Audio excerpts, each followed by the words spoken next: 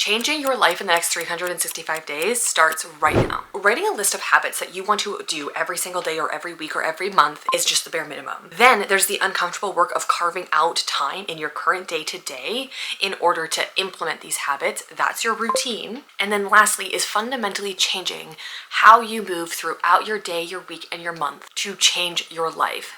That is the system that is required in order to see a difference. This is very difficult to do, but we're going to do it together. I have 5 action steps that I want to walk you through in order to change your life in the next 365 days. Welcome or welcome back. My name is Marissa. I'm your multi-passionate creative best friend, helping you build your dream life one hobby, habit, and income stream at a time. You can subscribe so you don't miss my next call, and make sure you do something creative today. Changing your life in the next 365 days starts right now. So number 1 is a time audit.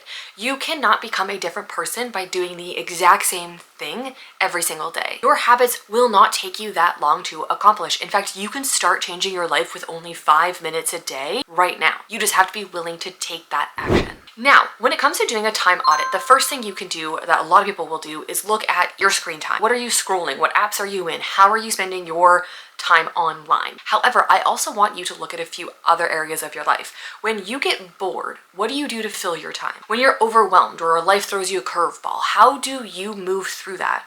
What do you use to fill your time that will distract you or help you just dissociate from your current reality? Because how you spend your time or how you react to certain things in your life is going to dictate how you show up when you try to implement new habits. For this step, I want you to understand how you react to your surroundings and how you're spending your time throughout your day and your week is going to help you, 1, bring awareness to it, and then that's where you get to readjust and start changing things slowly but surely. And remember, changing your life takes time. It's not going to happen overnight. You have to be patient with yourself, and it's also not going to be linear. You can't just go from point A to B to C and just have this nice path that just takes you straight to your goal. It is going to be a scribble of ups and downs, reverting back to old habits, catapulting forward. Action step number 2 is mindset. You have to believe that your goals can be achievable, that you can achieve them. What I want you to do here is to change your perspective from I can't do that, or I won't do that, I won't show up, I won't go to the gym, I won't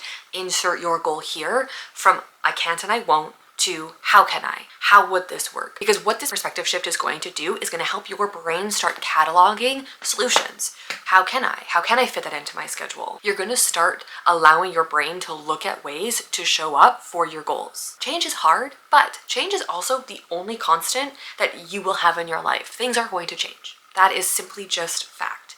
You can't control and you can't hold on to absolutely everything in your life. Things are always going to evolve and change. So accepting that, allowing yourself to learn and grow and trust yourself to show up even though things will change and things are unknown and scary, you will see your life change. Action step number 3 is going to be building routines for the unmotivated version of you and the motivated version of you. We all like to think that we're just going to snap our fingers and become a completely different person and be motivated and energized at all times.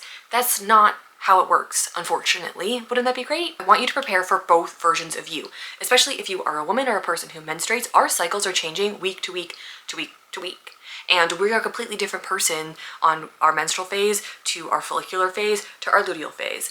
I started tracking my cycle, and this has helped me just with nutrition, workout, and my energy levels for about 2 years now. I have an old video on kind of where I got started, and then I also just wrote a new blog post about this. I will make an updated video this year just because I find it so beneficial to really understanding how to show up for habits and routines and your systems if you are a person who menstruates. And so what does this look like in action? How do you build a routine for the unmotivated and motivated version of you? An example that I will use, a step goal. I would always, whenever I was like, okay, I'm gonna change my life, I would set my step goal to be 10,000 steps every single day. Even if I had previously been doing only like 2,000 average for the last few months, I'd be like, you know what?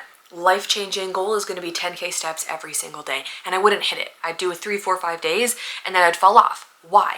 Because I did not have the systems or the routine in place to hit that. My body was not ready for that. Now I have changed to 7,000 steps per day minimum.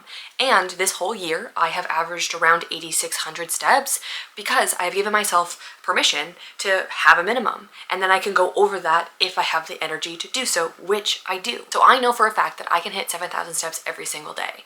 Previously, it had been 3,000, 5,000. But I have managed to maintain this habit because I allow myself to work within my energy levels. I want you to remember that building out these different routines, whether you're unmotivated or motivated, is to allow you to be consistent. Because I don't know about you, but that all or nothing mindset can be really difficult to shake when you're like, okay, on Monday, I'm going to start XYZ. January 1st, I'm going to do XYZ every single day forever. And the minute you fall off, you stop altogether. I don't want you to do that. I want you to be like, okay, you know what? I didn't hit my step goal yesterday, but I'm gonna do it again today.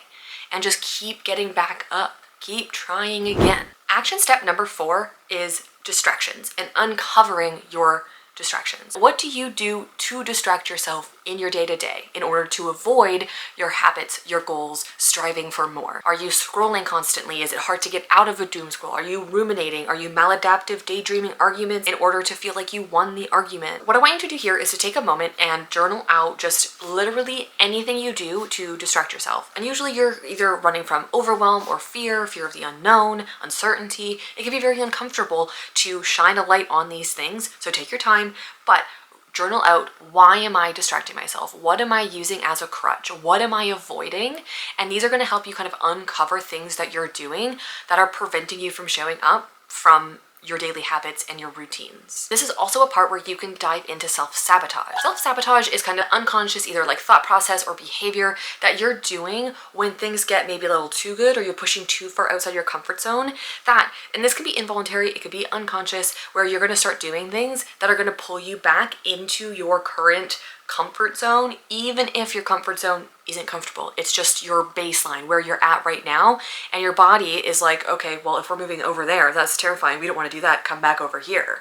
It's essentially a way that your brain is trying to protect you. Even though you want to change, you want to move, your brain is going to be fighting you to keep the status quo. And at this point, it's important to take a look at your thought patterns around new habits and new routines. So either if you look at somebody who's accomplished something that you've done and you're like, ugh, that'll never be me. Why? What about it that they have that you don't have? What are you telling yourself that you can't do? Because you can. I know for a fact you can. It's going to be uncomfortable. It's going to be difficult, but you can do it. And action step number 5 is systems. So if you were somebody who's like, I always have habits, I always have routines, I write out like a morning routine and a night routine, and yet I never stick to them, that is where this system comes into play. The system is kind of your overarching environment that you are going to create that makes it as easy as possible to show up for your routines and your habits. Think of this as a combination between your thought patterns, what you think about your habits, your actions, your day-to-day, your relationships, so who's in your life, who can you tell about your goals, who do you avoid telling about your goals because you know they're either going to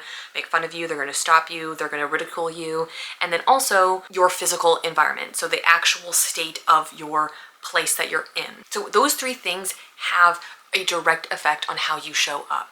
So your thought patterns, are you constantly telling yourself this sucks, I'm not going to do it? Shift. This doesn't suck, I am going to do it. And by building out these systems, you're essentially giving yourself kind of a positive trigger to take an action. Change your alarm to your favorite song that's gonna help you just jump and get out of bed. Plan to do the thing that lights you up the most first thing in the morning, so that when you wake up, you're gonna go do one of your big habits first thing right then and there. Maybe there's a song that you can play on your car ride to work that's gonna put you in a great mood. Maybe there's a podcast you can listen to that's gonna help you complete your 30 minutes of learning habit on your way to work, your habit stacking now. And so there are things that you can put in your day-to-day that are going to trigger your routine. And then your routine is already built up of your habits that you want to do, and you're going to complete each of those as they come along. So if you want to check out my January monthly plan with me, I talk about how I am setting my habits, my routines, and my systems for the month of January, so you can see a breakdown there. I want you to take action. 2026 is the year that you start trusting yourself to show up. That is everything that I have for you in this video. If you enjoyed it, please hit like. You can also subscribe so you don't miss any of my other videos,